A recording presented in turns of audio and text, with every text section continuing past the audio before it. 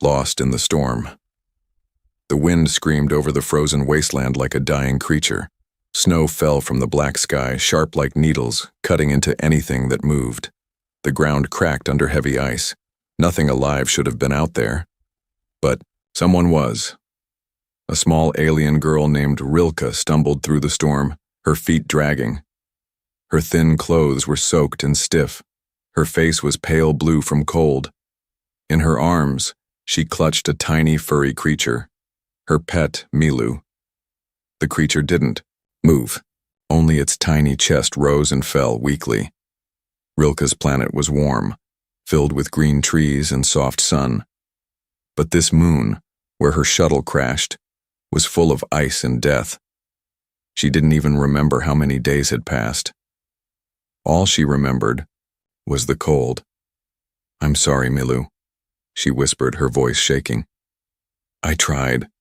She saw a rock ahead, a small cave beneath it. It wasn't much, but maybe the wind wouldn't reach them there. She crawled under the rock, holding her pet tightly, her arms wrapped around him like a blanket. Her fingers were numb. Her eyes blinked slowly. "Sleep, Milu. We'll just rest." She knew the truth. There was no help, no rescue, no heat, only cold. Her body shivered less and less. Her breathing slowed. She closed her eyes. But something changed. A sound. Not the wind, not the snow. Something else. Heavy footsteps. Crunching across the ice, Rilke opened her eyes.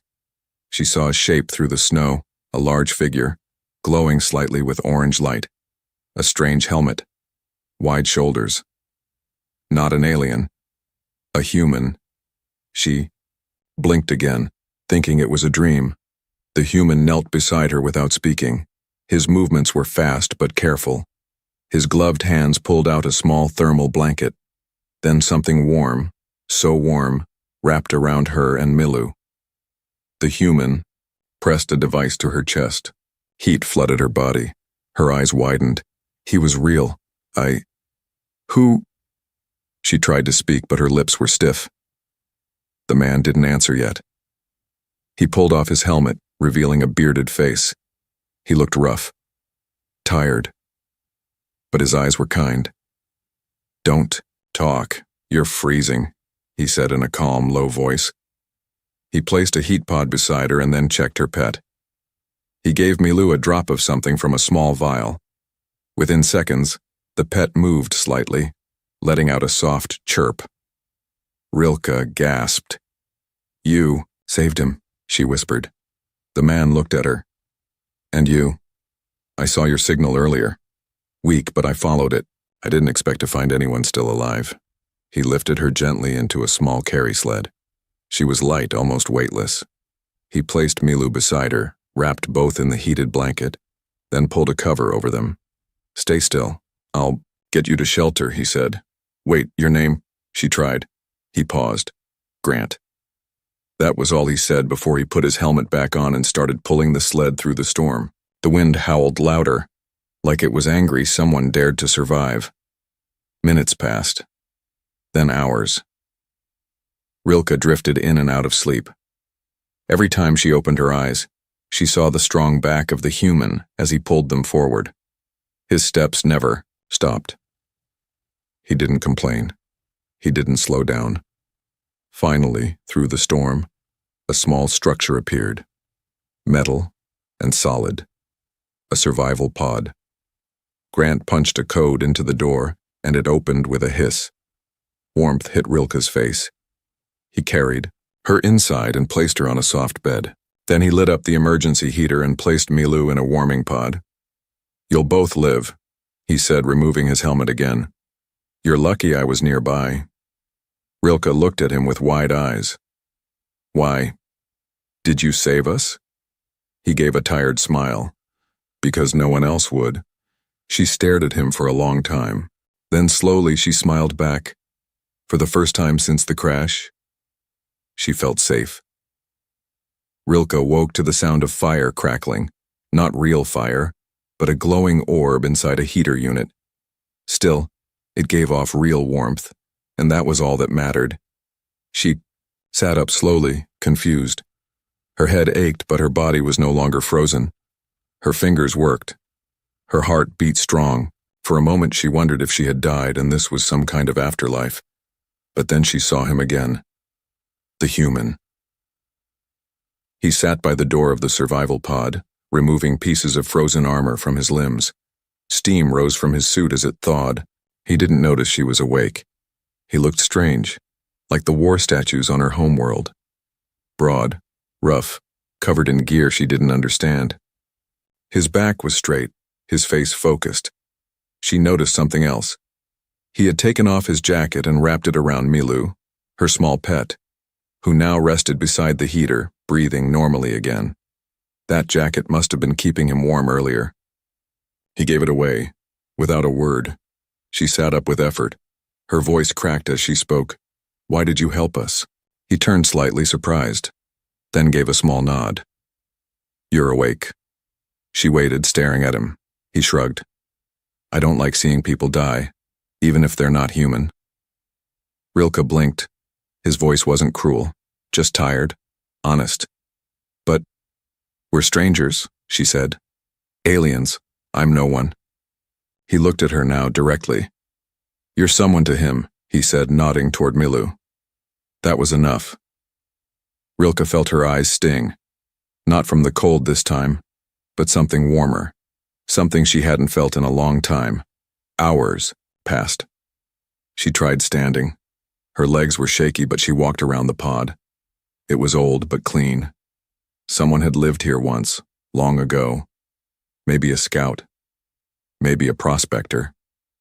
Now it was their shelter. Grant, she remembered his name. Worked, quietly. He fixed wires, checked oxygen levels, refilled heating cells. "You act like you've done this 100 times, Rilke said. "I have," he replied without turning. "This galaxy is colder than people think." She watched him carefully. He wasn't like anyone she knew. He didn't brag. He didn't demand thanks. He just did things, like survival was second nature. Later she noticed the supply bag. It was small, far too small for two. There was only one heat capsule left. She looked at him. "You gave me the last one, didn't you?" He didn't answer. That was the answer. Rilke stepped closer, confused. "Why are you doing this?" Grant stopped working. For the first time, his eyes looked tired. "I was too late once," he said softly. "Another girl, different world. I had supplies, but not enough for both of us. I chose myself. She didn't make it." Silence. "I swore never again," he added. Rilke didn't know what to say, so she didn't say anything. Instead, she walked over and sat beside him. That night the wind howled outside again. The cold beat against the walls like angry fists. But inside it was quiet. Grant sat by the heater, sharpening a tool. Rilke wrapped Milu in a cloth and lay beside him. "Will we survive this moon?" she asked softly. He didn't answer right away. "We'll try." Rilke smiled faintly. "You humans? You're strange." Grant looked at her with a raised brow. "Strange how?" She leaned her head back against the wall. "Back home, we think. Humans are dangerous, cold, merciless." Grant gave a small laugh. "Some are. But you're not." He didn't speak after that, but he stayed beside her the whole night. The morning came slowly on that frozen moon, if it could even be called a morning. The sky outside was still dark.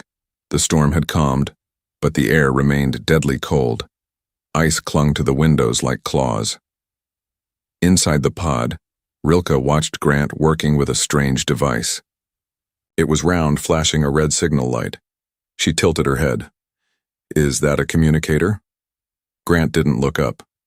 "It was." "What do you mean was?" He sighed, finally setting it down. "It's broken. The signal booster's dead." "No, long-range contact." "But you said you picked up my distress call," she said. "I did. But that was a weak local ping. Barely enough to find you. This pod doesn't have enough power to call off-world." Rilke stood up fast. "Then we can't contact my people? Or yours?" He shook his head. We're alone. The words hit her like a slap. Rilke stared at the walls. Suddenly, they felt tighter, smaller, like the room was closing in. There.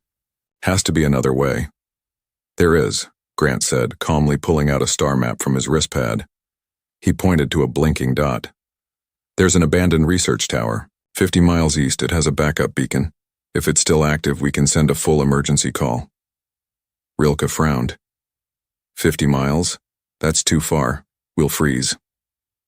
Not if we move smart. Not if we go together. She was silent for a moment, then her eyes narrowed. Why haven't you already gone? Grant paused. Because I didn't want to leave you alone. Those words hit harder than any storm. She didn't know how to respond.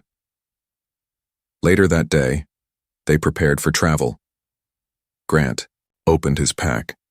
Inside there were supplies, but not enough for luxury. He handed her a thermal wrap, but he only kept a thin liner for himself.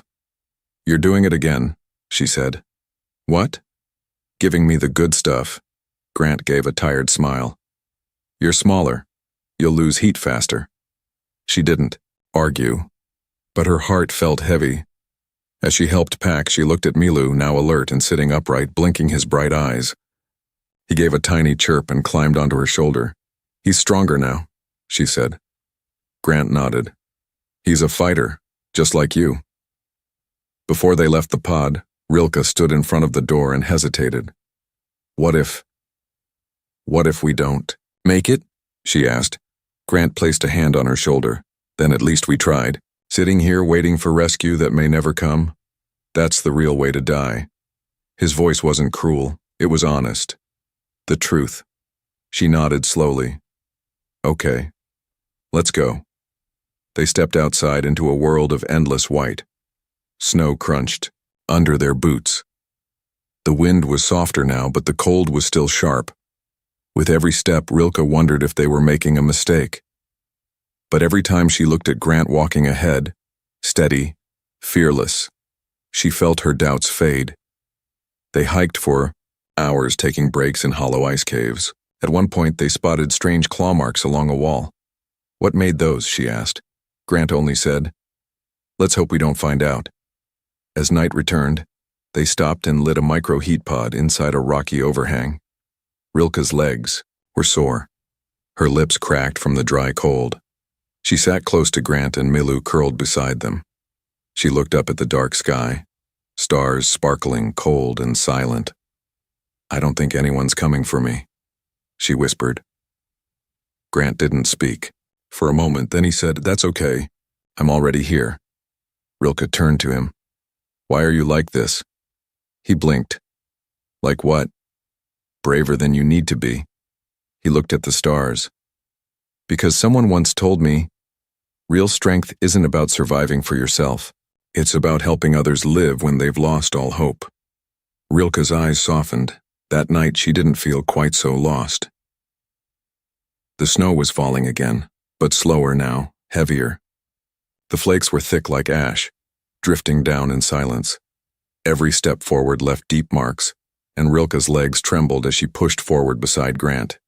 They had walked all day. The light in the sky barely changed. On this moon, the sun didn't rise or fall like on her homeworld. It just lingered, pale and cold. Grant stopped suddenly. His hand went up. Quiet, he whispered. Rilke froze. She heard nothing at first. Then crunch, somewhere nearby. And again, crunch, crunch. Heavy, slow, careful. Her skin chilled more than the ice could ever do. Grant pulled out a small scanner. Its screen blinked with strange shapes. We're not alone. They ducked into a small ravine, the walls made of blue crystal ice. Grant whispered low, We need to move fast. There are creatures here. Locals call them frost crawlers. Almost. Blind, but they sense body heat. Rilke swallowed hard. So if we stay warm, they'll find us? Grant nodded. Her eyes widened. But we'll freeze. We have to be smart, use the terrain, stay low, move slow. A shrill, screeching howl echoed across the valley. Rilke clutched Milu tightly, then another howl. Closer, lower. She whispered, They're hunting. Grant looked her in the eyes. They smell fear. Don't run. Don't scream. Rilke had never been so scared in her life. They crept through the ice tunnels, natural formations that twisted like a maze. The walls shimmered with frozen gas. Every breath felt like sucking on knives. Grant stopped near a crack in the wall. He looked through it carefully. Then he whispered, "One of them is right outside." Rilke crawled next to him and peeked. It stood on two legs, taller than any tree she had seen. Its skin was white and ridged like stone. No eyes, no mouth, just heat sensors across its face glowing dimly. It sniffed the air with a slow, wet sound. Then it turned directly toward their hiding place. Grant reached for his pack. Slowly, he pulled out a thermal core. "What are you doing?" she whispered, panicked. He didn't answer. He lit the core and threw it down another tunnel far away. The creature roared and charged after the heat, vanishing into the dark. Grant grabbed Rilke's hand. "We go now." They ran, quietly, carefully. Rilke followed him through twists and narrow turns. Behind them, distant howls filled the tunnels, but then they hit a dead end. A collapsed ice wall blocked their path. Grant tried to push through, but it was too thick. Another roar came, closer. Rilke looked down at Milu, who was shivering hard. "No," she whispered. "He won't survive another chase." She turned to Grant, who was already opening his jacket. He pulled out his last heat cell. "Take it," he said. "Wrap him in it." Rilke blinked. "What about you?" "I'll draw them away again. You take Milu and stay hidden." "No," she cried. "They'll kill you." Grant gave her a sad smile. "Maybe, but not if I move fast." Rilke grabbed his arm. "Why do you keep doing this? You don't even know me." He met her eyes. "I don't need to know you. To know you matter." She wanted to scream, to argue, but there was no time. The creature was coming. Grant bolted from the tunnel entrance, firing a flare from his wrist. The beast turned toward the light and gave chase, roaring like thunder. Rilke hid in the broken alcove, pressing Milu close. She waited and waited. The tunnel shook once. Then all was quiet. She didn't know if he was alive. Hours later, she crept from the hole shivering. Then she saw it, a heat trail, faint footprints in the snow leading up the ridge. Rilke followed them, hoping, praying, and there he was, collapsed, breathing, barely awake but alive. She fell to her knees beside him. "You idiot," he smiled weakly. "Told you. We'd make it." She laughed through tears and placed her hand over his chest, feeling his heart beat strong beneath the cold. The building looked like a ghost, half buried in ice, metal walls covered in frost, windows dark and cracked. The abandoned research outpost stood alone on the frozen cliff, silent as a grave. Rilke and Grant had finally made it. They stood just outside the main door, breath fogging the air. Milu nestled inside Rilke's coat, peeking out with nervous eyes. "This is it?" she whispered. Grant nodded.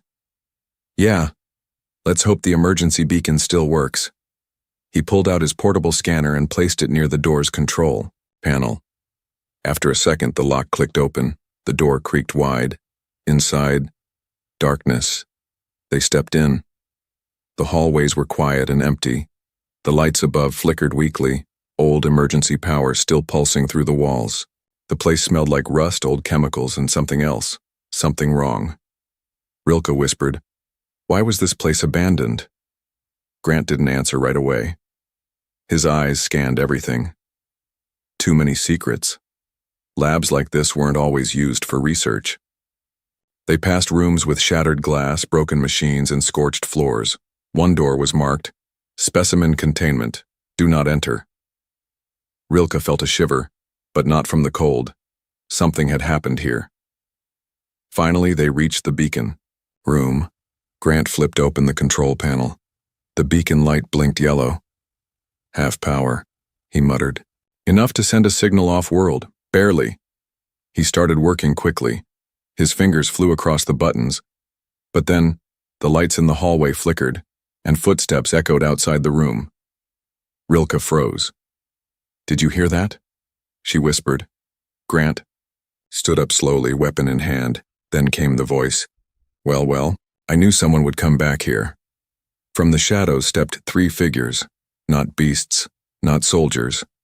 Smugglers. One of them was a tall alien man with sharp teeth and silver armor. "Look at this. A human. And one of the princess's little runts. What luck," Rilke gasped. You were part of the crew that abandoned my colony," he laughed. "And I'd do it again. We got paid well. You were never supposed to survive." Grant stepped in front of her. "Back off." The smuggler sneered. "You think you scare us, human?" "You should," Grant said quietly. In one motion, Grant pulled a flare grenade from his belt and threw it at the wall. Boom. Bright light filled the corridor. He grabbed Rilke's arm and ran. They dodged into another hallway as shots rang out. The wall shook. Sparks flew. Milou shrieked and buried deeper into Rilke's coat. "Where are we going?" she shouted. "Backup control room," Grant said. "If they cut the beacon, we'll restart it manually." They raced down rusted stairs, deeper into the cold heart of the outpost. Behind them, the smugglers followed. They reached the lower room, sealed the door, and locked it from inside. Rilke gasped for air. Her heart pounded. Grant checked the wires.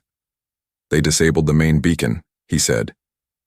"But I can reroute it through the backup core. Give me a minute." Suddenly, a loud bang on the door. "They're breaking in," she yelled. Grant looked at her calmly. "Hold them back, just for 60 seconds. She looked at him, scared. I'm not a fighter." "You don't need to be," he said. "Just stand tall for Milou, for yourself." Rilke gritted her teeth. Then, she did it. She stood in front of the door as it cracked open, holding a metal pipe with both hands. The first smuggler stepped through, and Rilke screamed, swinging the pipe hard. Wham! It hit his arm. He fell back, shouting in pain. Behind her, the beacon beeped. Signal sent. Grant grabbed her hand again, pulling her away. They ran toward the emergency ladder as the outpost rumbled behind them. At the surface, the stars above flashed brighter than before. The signal, it went through? Rilke asked, breathless. Grant smiled. "Yeah, someone's coming." Rilke stared at him, eyes wide. "You risked everything, for me." Grant looked at her seriously. "You were worth it." The blizzard returned like a curse. As soon as Grant and Rilke left the outpost ruins, the wind slammed into them. Snow whipped sideways, blinding their path. The temperature dropped fast, too fast. They hadn't made it far before Grant fell to one knee. "Grant," Rilke cried, turning around quickly. He tried to wave her off. "Keep going. Rescue's coming." "No!" she shouted over the wind. He collapsed. She dropped beside him, pulling off her glove and placing her hand on his cheek. Ice cold, too cold. No, don't you do this," she begged. He opened his eyes barely. "Heat pack's gone. Used it back in the fight." Rilke looked around. No shelter, no rocks, nothing but endless white. Her eyes welled with tears. She looked down at Milou, who whimpered, curling tighter in her jacket. Then she made her decision. She unzipped her thermal coat and pulled Grant close, wrapping the thick lining around both of them. Her small frame curled tightly against his larger one. Her body heat, though weak, pressed directly against his chest. His skin was like ice. She pulled the hood over both their heads, forming a cocoon. "I'm not letting you die," she whispered fiercely. "Not after everything." Grant stirred weakly. "You'll freeze." "I'll survive," she said, voice shaking. "Voice, because you taught me how." She didn't know if he heard. Minutes passed, then longer. She rubbed his hands, his chest, his neck. She kept whispering stories to him about her world, her family, her dreams, anything to keep him awake. Milou chirped softly and snuggled between them, adding his small warmth. The wind howled, but Rilke didn't stop. "Wake up, Grant," she begged. You said someone's coming. Don't make me face them alone. Suddenly, she felt it. His fingers twitched. Then his chest rose stronger. Then, he groaned softly. Her eyes widened. Grant. He blinked slowly. Still here? Rilke sobbed and laughed at the same time. Yes, you big frozen idiot, you're still here. He looked around, confused. Then his eyes focused on her face. Their noses were almost touching. You're warm, he whispered. You're lucky I'm a heater with legs, she joked weakly, her cheeks red. But not just from the cold. He gave a tiny smile. You saved me. Guess I owed you one. They didn't move for a while. Just stayed like that, together, wrapped in one coat, sharing one breath. The silence wasn't awkward. It was peaceful. Safe. Then Grant spoke again. You really stayed? She met his eyes. Of course. He whispered. Why? Rilke paused.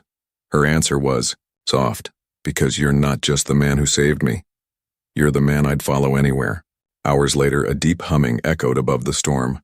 A rescue shuttle, hovering through the clouds. A bright light scanned the ground, and found them. As the human medics rushed toward them, Rilke held Grant's hand tightly. He smiled faintly. Looks like someone did come. She nodded, smiling through tears.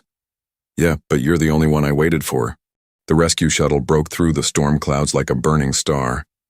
Blades of wind spun around it, but it hovered steady above the frozen land, lowering a ramp onto the snow. Human medics in thick suits rushed out, their voices muffled by helmets. 2. Survivors confirmed, one called. They reached Grant and Rilke, wrapped together in one thermal coat, with Milu curled safely between them. The medics checked vitals, injected warm stimulants, and began lifting them onto stretchers. But Rilke resisted. I'm fine, she said. Check him first. Grant gave her a weak smile. Still bossing people around, I see. She grabbed his hand tightly. Don't you let go now. He nodded. Not planning to. Inside the shuttle, warmth returned like a forgotten dream. Heated walls, soft blankets, clean air. Rilke stared out the window, watching the icy moon fade beneath them. It almost didn't feel real. The medic beside her looked confused. You're not human. How'd you end up out there with one of our scouts?